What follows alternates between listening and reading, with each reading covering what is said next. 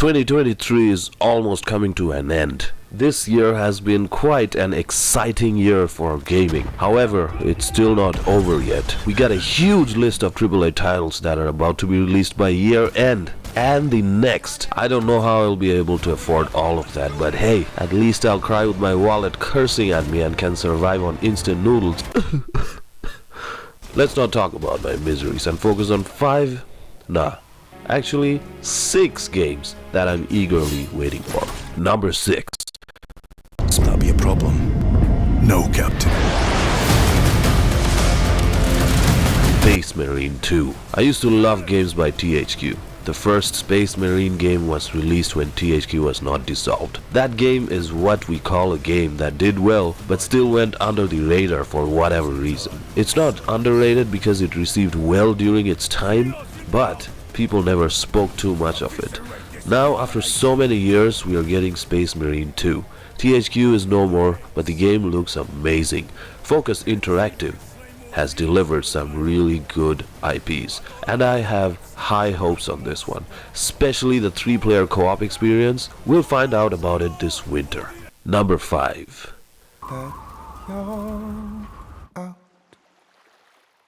There's no pretending. Death Stranding 2. As if the oily looking enemies and those weird floating ghosts weren't enough in Death Stranding 1, you had to control Norman Reedus with an unborn fetus attached to you known as BB, which by the way is you, and also you can pee and make pee grenades out of your pee. Wow. Pretty sure Nolan got a hard-on after knowing the script of Death Stranding 1.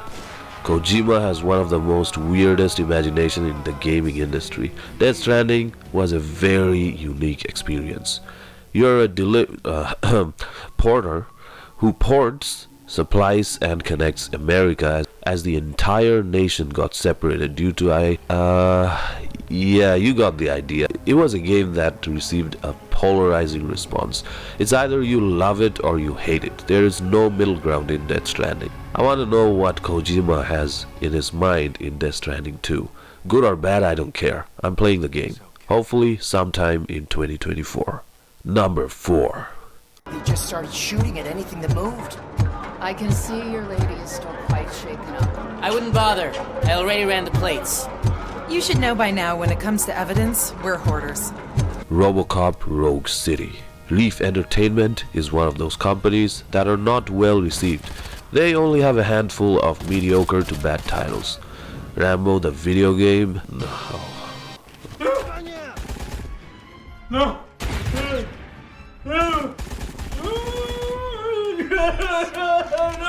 Is one of those scars that will never go away. But they did an awesome job with Terminator Resistance. I had a blast playing that game despite the negative reviews. It's a very straightforward FPS shooter with RPG and crafting elements. You play as a Resistance member who takes the fight to Skynet while having some Go to bed with her? Sexy time. With the ladies. Check out my live stream recordings, you'll know what I'm saying. Even if Rogue City doesn't do too well, it will stick true to the 90s RoboCop movies. And that's a guarantee. One thing Reef Entertainment is maintaining is staying true to the classic movies. We will clean off the streets this coming September 2023. Number 3.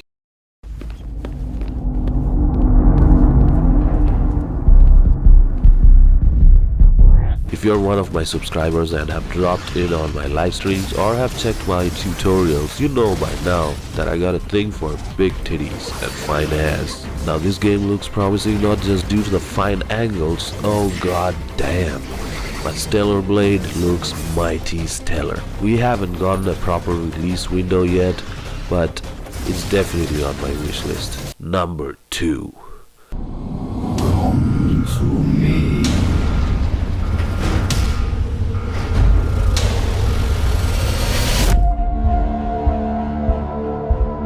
After years of work, a group of scientists Stalker 2. to tap into This entire series holds a very special place in my memory lane. I've played the trilogy and instantly fell in love with the series, as it was one of the most detailed FPS shooter during its time. At least that's what I felt. You'd get hungry. If you don't stop the bleeding, then your health will drain. Weapon recoil was actually a thing in the game, and the main story characters could die during a mission, and you might get stuck for good.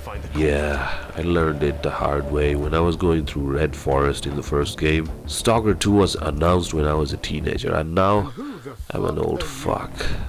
Wow, that really hurt to admit. That game went in development hell, and we all know what happens to those games. Then, recently it got re-announced, but got delayed due to the war in Ukraine.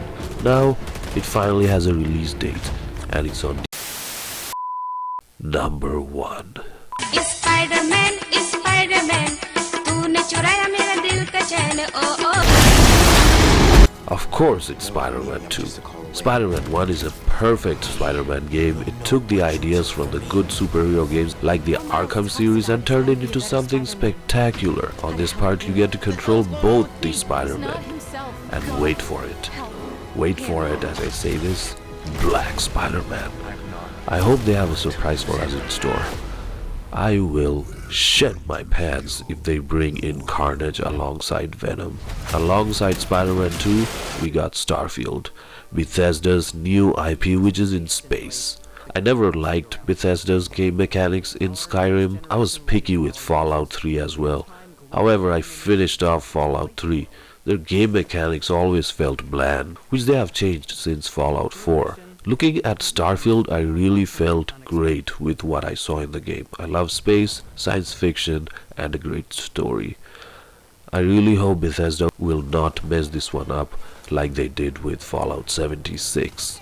So far, the game looks promising. This game and Stalker 2 will be my first ever Xbox titles that I will actually buy, because all the other games are available on Game Pass, including these ones. But what can I say, I'm a traditional guy. I like to own things that I get my eyes on. Starfield will be out on September 4th. You can preload the game even sooner if you pre-order the game. Now we got a couple of bonus titles before I wrap this video up. The first one is Immortals of Aveum. Looks very promising, but it's EA.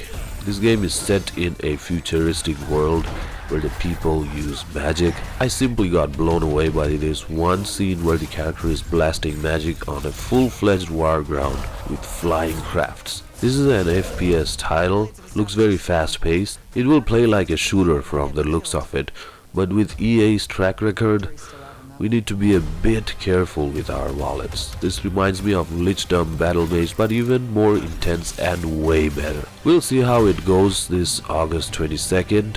Alongside that, we got Armored Core 6 from Software.